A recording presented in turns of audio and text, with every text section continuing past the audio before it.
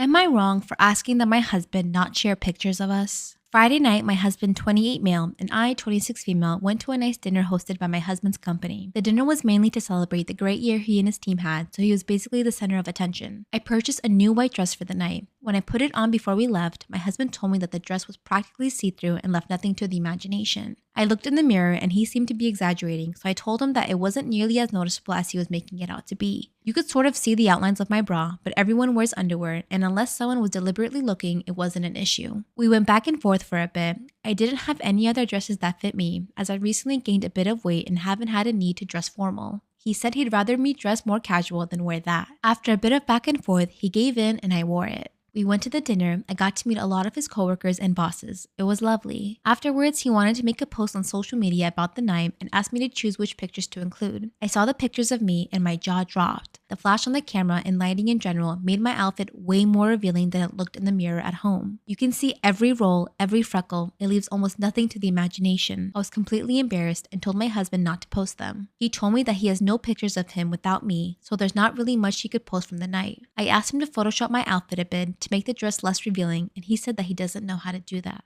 After an argument, I won and he agreed not to make the post, but he said he still wants to send some to his parents directly. And I'm sorry, but none of them look flattering. They make me almost look naked. He said since his coworkers and bosses saw me like that, he should at least be able to show his parents as well. I feel like since my husband agreed that the dress was too revealing, he should be understanding that I don't want him sharing pictures of it with the family. His coworkers and bosses are one thing. I never have to see them again, but family is family. He thinks that I'm not being fair. In his words, I insisted on wearing the dress and now I'm preventing his family from seeing pictures because of it. It's now Sunday morning and he's still not giving in. I want to just forget about the whole thing and move on. He seems to really want to share pictures of the night. I'm not sure what to do, whether I should give up and tell him to send it anyway to put it behind us or whether I should stand up for myself.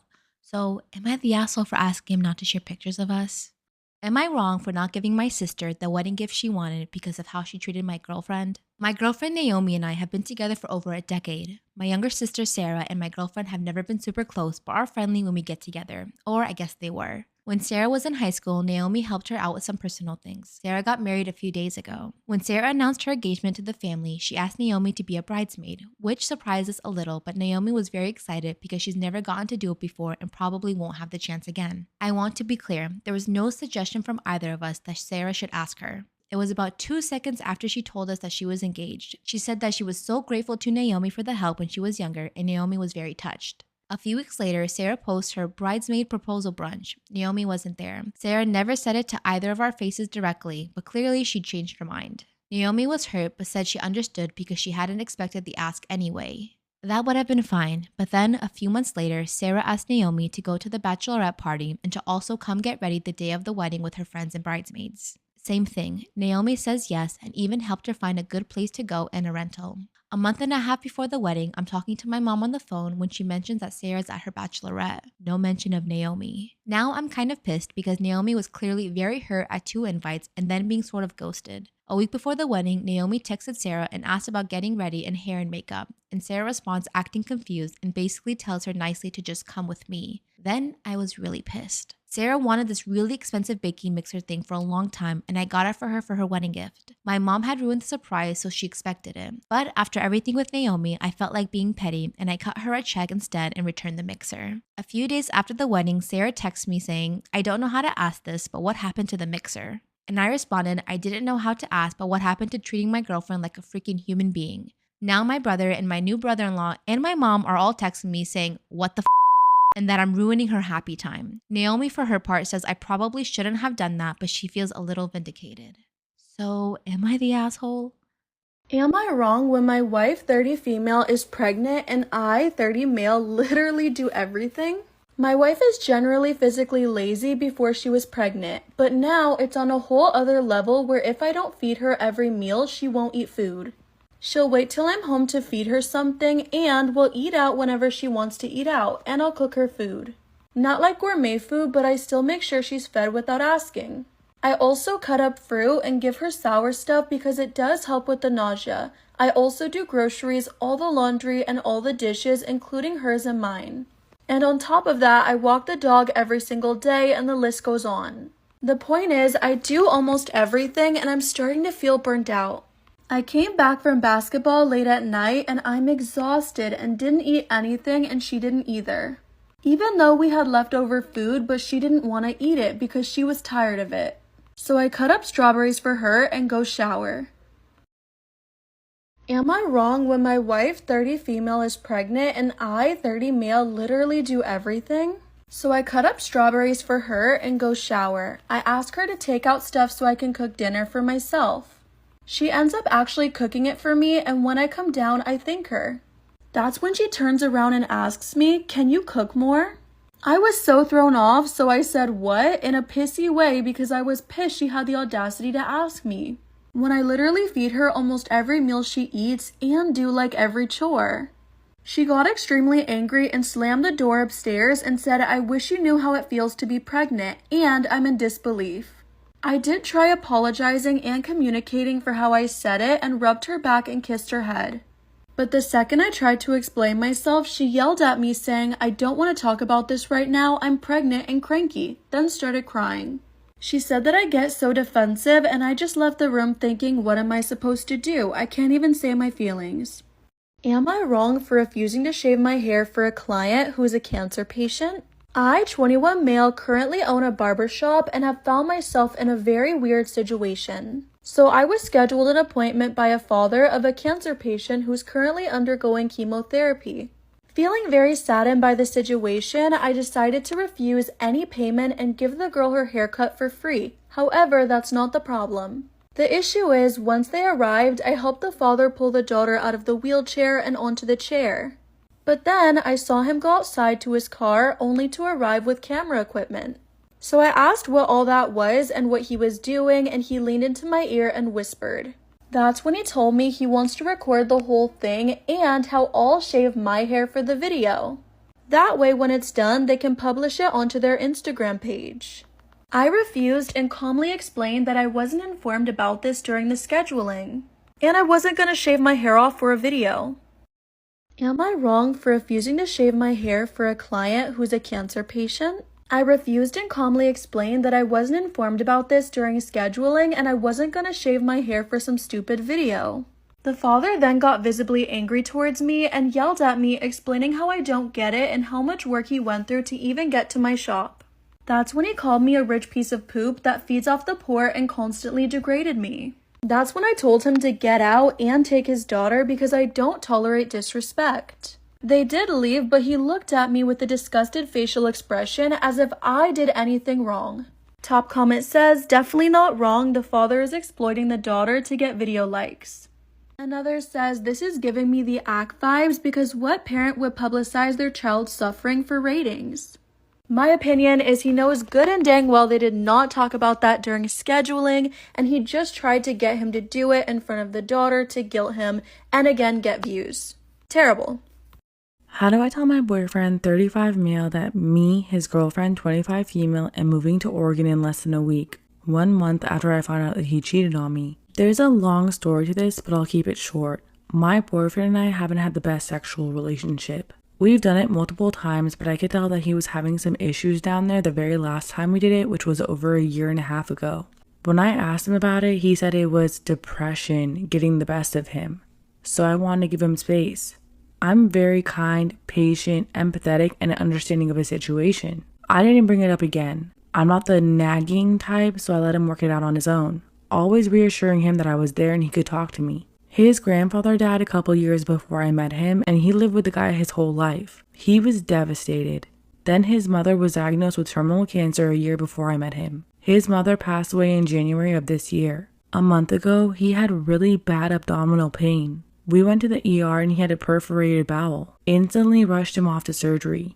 He gave me his phone, wallet, etc. A year ago, I had a strange gut feeling to go through his phone and see what he was doing.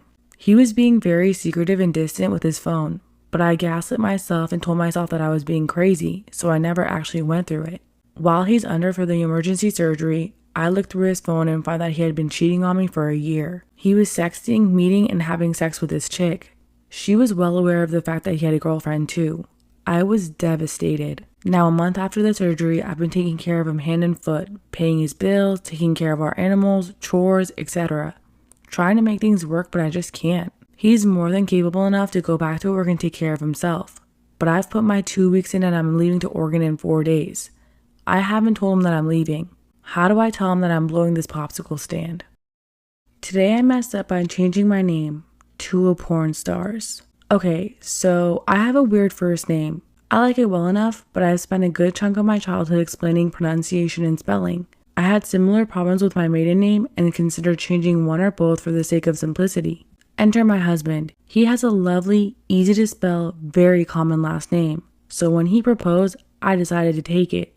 I figured, hey, I get a name that's easier to spell and pronounce. Plus, it meant a lot to him and I thought it would be a nice romantic gesture. And at first, it was. Now, leading up to our wedding, I was completing my PhD and working on entering the job market. Once we were married and the name change became official, I began to modify my CV and my more general use resume. I was newly married, finishing my dissertation, and getting ready for my career. And now, at least half of my name wouldn't make the hiring coordinator's eyes cross. Fast forward to a perfectly innocent presentation on job hunting. The presenter suggests the old trick of Googling yourself to check your web presence for any old, embarrassing relics from social media. I realized that I had never Googled my name, and smiled as I popped open the new search tab on my phone.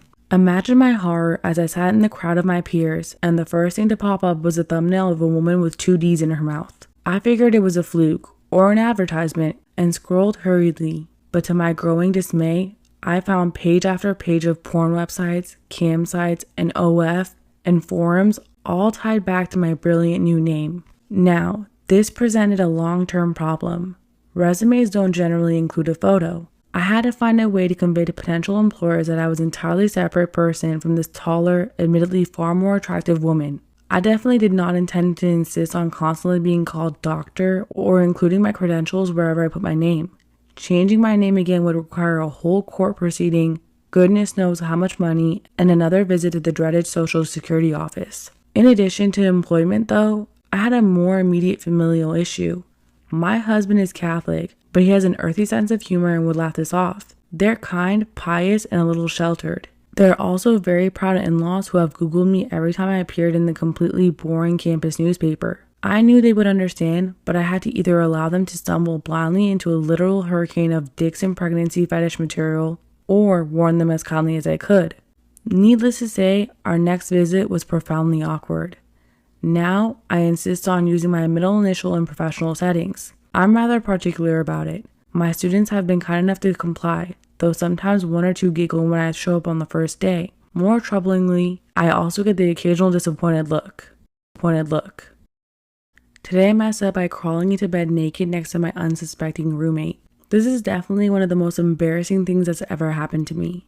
So last year I studied abroad and I decided to get an apartment with another girl from my home university who was going. I had only met her twice briefly before we moved, but we got along pretty well and decided to pull the trigger on a 6-month lease. We found a really nice apartment, talked about ideas of decorating, etc. I arrived a few days before her and spent some time checking out both bedrooms to decide which one I wanted. Then she arrived and moved her stuff into the other one. We spent a day checking out the city and everything was going really well. But the day after she moved in, we were checking out the city, but she had been kind of quiet and put off the whole day. I remember being on the train with her and looking at her for a few seconds, and then a vague memory came back to me, and I asked her, was I in your room last night? And she said, all awkwardly, yeah, I was gonna ask you about that. And all of a sudden, it hit me. I remembered waking up the night before and going to the bathroom. I had been sleeping naked because there was no AC and it was August. I was so exhausted and jet lagged, or else I must have been sleepwalking because I genuinely only have extremely vague snippets of this memory.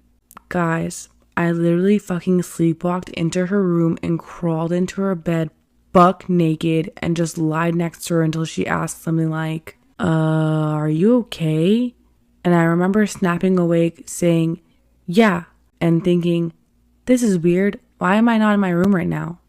Then I got up and stumbled back into my room, fell right back asleep, and forgot about it until the next day when I spoke to her. I've only sleepwalked a handful of other times in my life, and it's usually when I'm very stressed.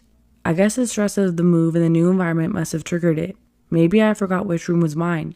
All I know is that I was absolutely mortified, apologized profusely, explained that it was absolutely not on purpose. She seemed to take it well, but yeah, I'm pretty sure that she thought I was coming on to her in the creepiest way possible that night. I felt so bad and still do. Oops.